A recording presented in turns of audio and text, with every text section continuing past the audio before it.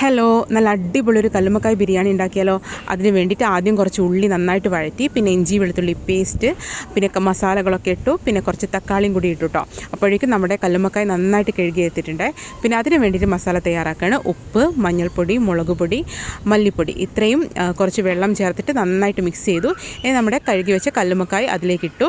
എന്നിട്ട് നന്നായിട്ട് എല്ലാം കൂടി മിക്സ് ചെയ്യാം കേട്ടോ. ഇനി നമുക്കിത് ഫ്രൈ ചെയ്തെടുക്കാം. കുറച്ച് എണ്ണ ഒഴിച്ചിട്ട് ഈ കല്ലുമ്മക്കായ് ഓരോന്നും നല്ല രീതിയിൽ ഫ്രൈ ചെയ്തെടുക്കുകയാണ്. അപ്പോൾ ലാസ്റ്റ് കുറച്ചുകൂടി എണ്ണയൊന്ന് ഒഴിച്ച് നല്ല രീതിയിൽ തന്നെ മുരിച്ചെടുത്തു കേട്ടോ.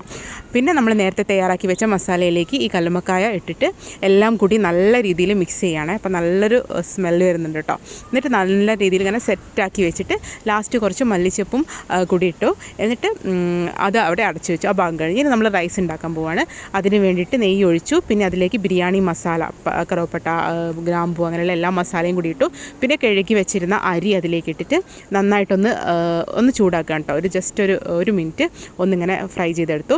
പിന്നെ നമ്മൾ തയ്യാറാക്കി വെച്ച ഈ കല്ലുമ്മക്കായുടെ മിക്സ് ഈ റൈസിലേക്ക് ഇടുകയാണ്. എന്നിട്ട് ഇത് റൈസുമായിട്ട് നല്ല രീതിയിൽ തന്നെ മിക്സ് ചെയ്ത് വെക്കാം കേട്ടോ. അപ്പോൾ നല്ലൊരു രസമുണ്ട് ഈ ഒരു പരുവത്തെ കാണാൻ വേണ്ടിയിട്ട്.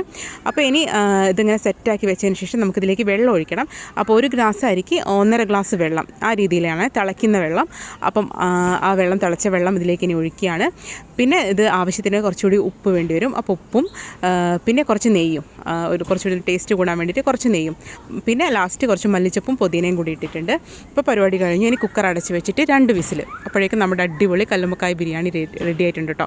നല്ല സ്മെല്ലായിരുന്നു, നല്ല ടേസ്റ്റും ആയിരുന്നു.